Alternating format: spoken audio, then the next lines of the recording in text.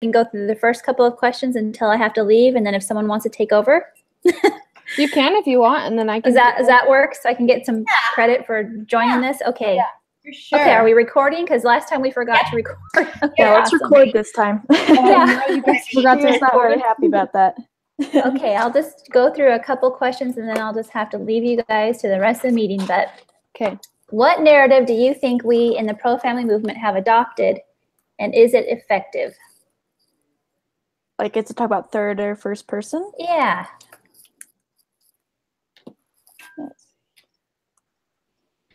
Well, I think we talk a lot about the children, and I think that is the most effective, honestly, when we talk about the children, not necessarily our religious views, but more or less, you know, it's because it's cause and effect, right? So it's, okay, so this lack of mother, father is going to cause a problem with child.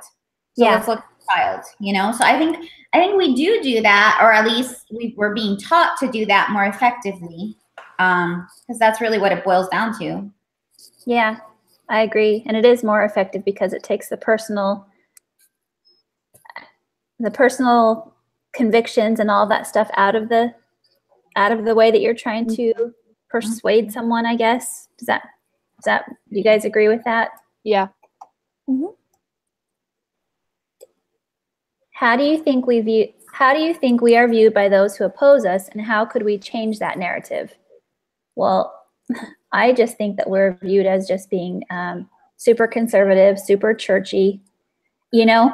Like, of course you're going to have that answer because you're Mormon and this is what you guys, you know, it's like, I think that they think that we are very narrow-minded. Mm-hmm. I don't think that's true. So how can we change that narrative? I think a lot of people view us as the guy in the first video that was in Iowa, that court, whatever. Very just like condemning. In the Bible it says this, and serious and not friendly in a way, that kind of thing. Not open-minded, kind of what you said. I think there's a lot to do with, like, I don't know, I feel like when we have like church leaders that go to these like meetings, and when we have like people go to the meetings and kind of fight for the family, I think there's a lot more respect there. But I think there's less respect in our community from just like everyday Mormons, you know, trying to do their best. Like if I were to just go to the community and talk, like if someone was opposing me, they would just view me with think that I'm narrow-minded and stuff like that. Mm-hmm. I feel that our leaders have receive a lot more respect from other leaders of other organizations. Yeah. Hold on, but one more second. Does anyone else have any comments they want to make about that question? Well, it only takes one Mormon to change it. Yeah. You know? It only takes somebody to have one positive person of a religion for them to, next time something happens, for them maybe not to think of them, but one person that they met and they really didn't have a problem with them. And I think that can start changing things. So I think we just have to do the best we can where we are. Yeah. And hopefully be a good example. Cameron, you should pack up some food if you need some food. Yeah, I think being a good example is super important too. That's why I loved the next question is, what are your thoughts on Marcia's mini speech given at Harvard? And I loved that speech. It was so awesome. And I think it was just, okay. I mean, it was so powerful because I don't care who you are, you can relate somewhere in your history with a woman who was strong like that. You know, if it's your grandma or your great grandma or whatever, your mom, you know, it was just like something that every single person can relate to. That way. And I don't know, I just thought it was awesome. It was awesome for her to say that. And then just to kind of be like, you know, thank you to the women who have changed, you know, the women's movement and all of that, all the wonderful things that have come from it. But this is not I'm not going to, whatever you call it, support this new feminist movement because it's not the way that I view women and motherhood and stuff like that. I just thought it was so well done. So good. Sorry, I can't even think of what I'm trying to say. You know what I mean. It was super powerful. And she wasn't churchy about it. She put it in a way that everyone could relate to, I thought. Even though it's kind of hard, I'm kind of glad that she had our the paper that we just did last weekend. I'm glad that we weren't supposed to take you from a church standpoint, because on like the outline thing that we did a couple weeks ago, I like definitely took a church standpoint and stuff like that, and it was easy and pretty simple. And so this like challenged me a little more, but I still felt like I got a lot of good information that backed up the fact that what my topic was, that abuse is a threat to the family. And so I think like between her and then just doing that assignment helped me know that like, even though the church is going to help us, not everyone is going to be able to relate to the church. And so it's good to know how to be an advocate without bringing in the gospel. Mm-hmm. Mm-hmm. Super important.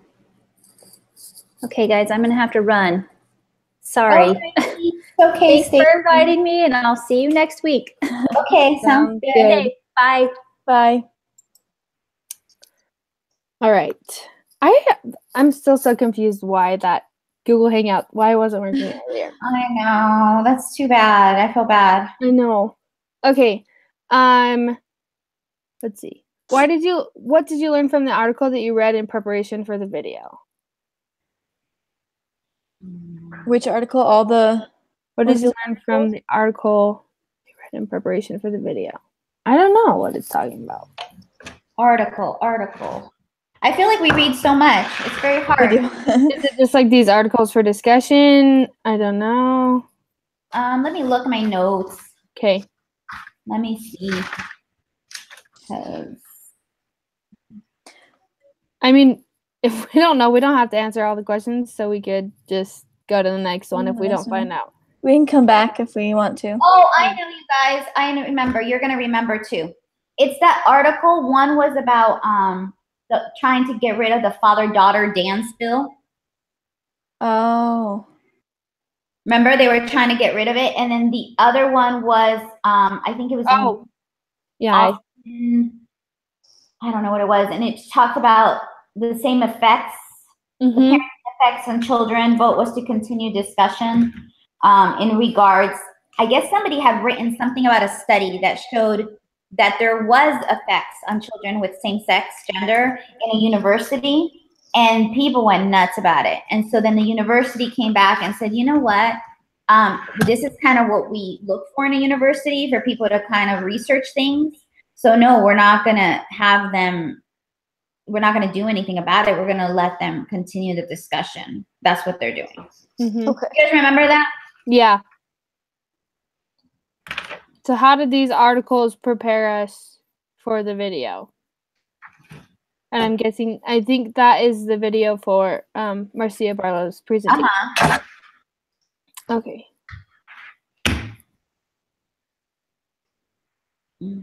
I'm trying to think how it would. I know how to prepare. Let's see. Well, they both had data. You know, they both had their data in there. Mm-hmm. But I also think that there was a personal touch to it as well. And even I was very impressed with the way the university handled it.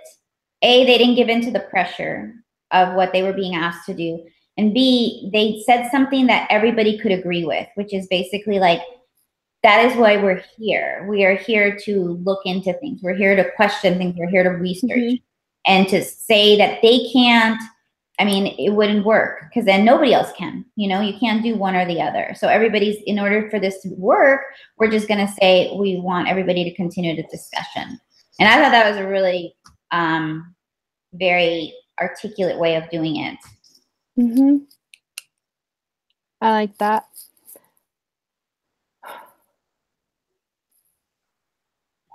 Kayla, do you have anything? I can't really think of anything besides what Lena said.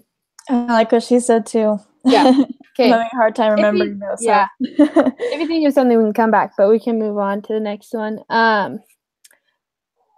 What do you learn about persuasive speaking in Taylor Molly's speech? Is that the first one from today? From today's reading? Let's see. I'm like pulling them all up. I think it was the one when we Yes. were talking about like and and then ending sentences and questions. Totally, right? like whatever, Yeah. Yeah. So what was the question? What do you we learn from from it? In order to have people take you seriously, you have to take yourself seriously. You have to like show that you believe these things, and ending in questions or saying, doesn't really make you look like you're confident in what you're saying. So I think confidence is key. Yeah, I agree. You just want to be as professional as you can. And I feel like this can somewhat connect back, but I did pageants when I was in high school, just like scholarship programs. Anyway, but I did some training on interviews, and she helped me to not say like or whatever, because they would ask me questions, the judges would ask me questions, and I needed to be firm in what I was saying. I needed to know, I needed to believe, I needed to be confident in what I was saying. And I know that I say totally like whatever, when I say something and then I'm nervous that people are gonna like want to attack that. So I back off like, oh, well, I'm willing to shift my views. And so I think taking that out makes you more responsible and accountable for your opinion and for what you're saying, and also helps you be more confident in it. Yeah, I tell you the same thing. Whenever I say something, I always end it with, if that makes sense, or yeah, if that works for you, then it's good, But I think that totally does take away the confidence, and people probably don't trust me as much as they would have if I just would end my statement and stick with that, And I just did it again. So it's hard. It's kind of like a natural thing that you just do after you say something. Although, if you work with people like in marriage and family studies and you're on the side of like case management or whatever, saying things like, does that make sense? Is actually a good thing, because sometimes you bombard them with so much information that you have to check back with the client and be like, okay, did what you heard made sense? Like it's like there's a difference between being confident in what you say, but also making sure that they understood everything that is being said. So don't be too hard on yourself if you say that. Awesome. Lena, you're awesome. Okay. Opposition to civil marriage, Iowa House Public. And Zach Walls speaks about family videos. What principles of effective speaking from writing and speaking persuasively did you see in each speech? Oh, is he talking about the difference between the kiddo with the religion and the one without? That was hard to watch. I was shocked by those. Oh, that was hard. One of the questions was, if you were on the fence, which one would you lean towards? And of course, I was going to lean towards the second one. He had such a better, like, positive outlook.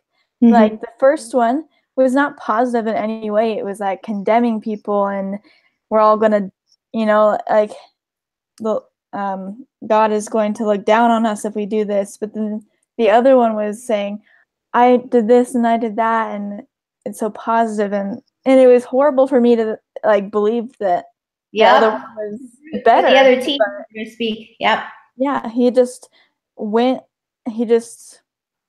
about it in a much happier, positive way, that you watched it and you ended like, okay, that, like, you feel good afterwards, instead of feeling, oh, okay, that was really serious and not fun to watch, I feel like something that just came to mind. So, like, let's see, what's his name? So Zach Wall, the one for same-sex marriage, like, to them, they were like, this is good. This is what we want. We want to fight for this. And the against same-sex marriage said, like, I think the key word is against. It was, this is bad. We don't want this, la-di-da-di-da. And I think you could take another look, and rather than fighting against same-sex marriage, fight for traditional husband-wife marriage. Like, it's easier to persuade people. And like you said, like, you were more swayed by the other guys because he was happier and more positive, and So talk about the good rather than the bad, maybe? I mean, Yeah. I think you should talk about the bad and warn people, but I think it might be easier to fight for the good than fight against what you think is bad. That's a really good point. Yeah. And I think anytime you personalize it and it's your personal account of something, that's very powerful because regardless of how people feel, that's your personal account. You know, it's like, it is what it is. That is what happened. So that's what makes his so powerful. And then the other thing is, I think it shows extremism. I think that was one thing that it really showed to me was like, okay, this is why we, okay, so I'll say this. If you guys remember during that whole Obama time period, and some people really loved Obama and some people thought Obama was just like the worst thing in the world. Mm-hmm. So I'm conservative too, but I never liked it when people were very disrespectful to the president to the point where they're like, oh, he's the devil. And, you know, and some people, even in our religion, were very extreme with him. And when they became extreme, it was a little crazy. It was like, you know, I don't really know if I want you feeling like we're on the same team here because you're like not helping. This is what people are saying when we're crazy. This is it right here. So for me, it was like, I was like, I would have a different view when things that would come up and with work and stuff. I'd be like, you know what? He's the president and I respect him. I don't think he's an awful, horrible man. That's not what I'm going to say. I really don't think that. But I would say, but you know, there are just some things that I just don't agree with. And when I would say that, people were more willing to find out what those things were than if I had just been like, well, he's this, you know what I mean? It was just kind of extreme. It just doesn't work out well. Yeah, I agree. Extremism just pushes people away. It doesn't interest them. And the first one that I was watching, I lost interest within the first like 20 seconds of watching it. And I just kind of zoned out for the rest of it because I didn't have any interest in what he was saying, even though I agree with him. So it really does. It was painful. It was kind of painful to watch, honestly. All right. What was the basis and or premise for each speaker's stance? I feel like we covered that. If you're on the fence when it comes to same-sex marriage, how would you feel after listening to each speech? We explained that. What was less effective? You feel like we covered all of that? Yeah. Okay. Why the federal government hasn't improved education after trying for 50 years, and my struggle with porn taught me to hate my body, articles. What principles of effective writing from writing and speaking persuasively did you see in both articles? The education one had mostly just statistics, correct? Yeah. And then the second one really had personal stories that made you want to pay attention. I paid a lot more attention to the second one just because it was real life. I mean, they're both real life, but it was from someone's perspective that really like affected their heart and their whole life. Yeah, I agree. I'm trying to remember. I can't remember if in the second one about the porn, like wrecking her life. I can't remember for the life of me if she used any data though. Do you guys remember? I'm looking at it and a little bit. I don't. Oh, think you don't see anything. Oh, okay. No. I mean, she just talked about how old she was, but there wasn't anything that was. That's what I thought too. Okay. So I kind of thought they were both very extreme. Like one was all data, no personal thing to it. The other one was all personal, no data. You know what I mean? Yeah, that's a good point. I think it's helpful for a little bit of both. Yes. I'm doing a workshop for my senior practicum, and some other girls who were doing the workshop, they had already done theirs, and one of the comments that they got that we're going to apply is they felt like they were given way too much information and too many stats, and it was hard for them to learn from it.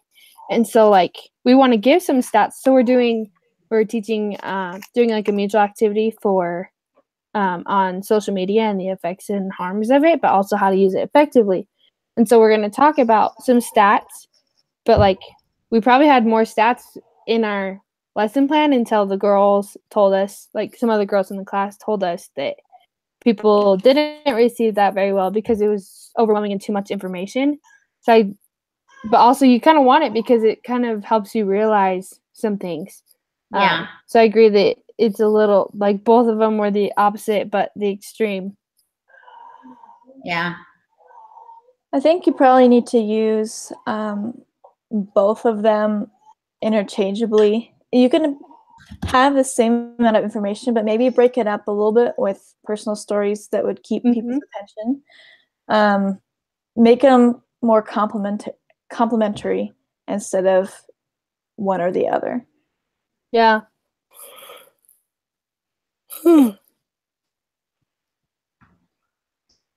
Okay. Anything else? No. Okay. What was the basis and or the premise for each author's stance? Do we want to talk a little bit more about that, or do you feel like... I think we covered it. Yeah. And then if you're on the fence when it comes to these topics, how do you feel? I feel like they're different topics, so am I using the right thing? Yeah, I am. Okay. What was less effective about the article? We talked about the stats and everything like that.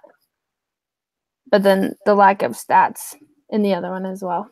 Mm-hmm. So that's it. Cool. Have we done the amount of time that we need to do? Is it 9 minutes per person? 8, I think. 8 minutes? So that's kind of difficult for us because for the first 5 minutes we had 4 and now we have 3. Right.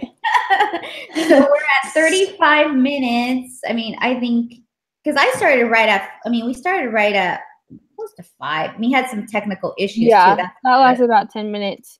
I think because the 8 to 3 people is 24 minutes. I think we're okay.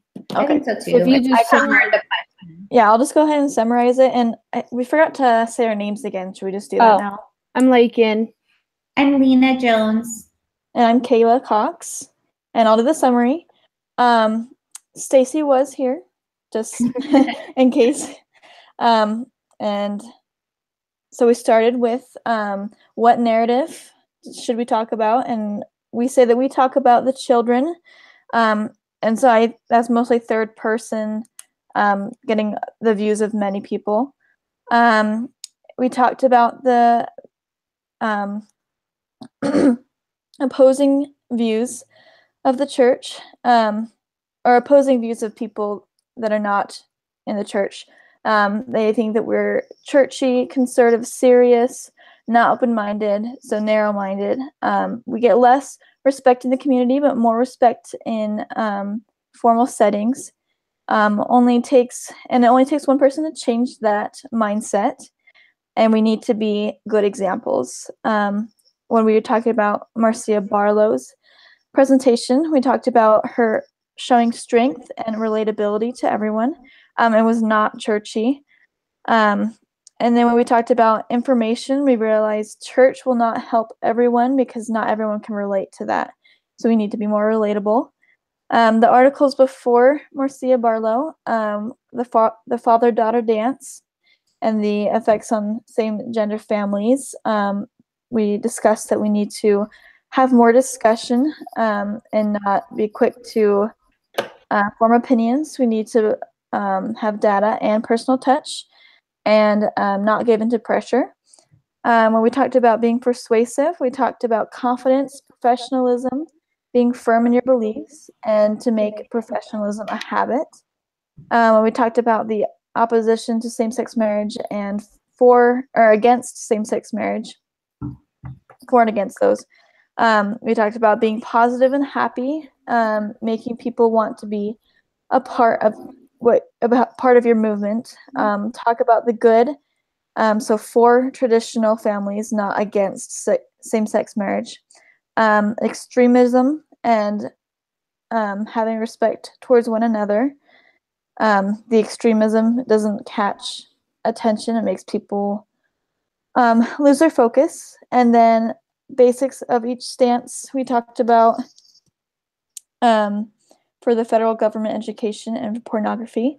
Both were extremes. One was personal without data, and one was all data and nothing personal. So too much information, and we need to make both of those complementary with each other.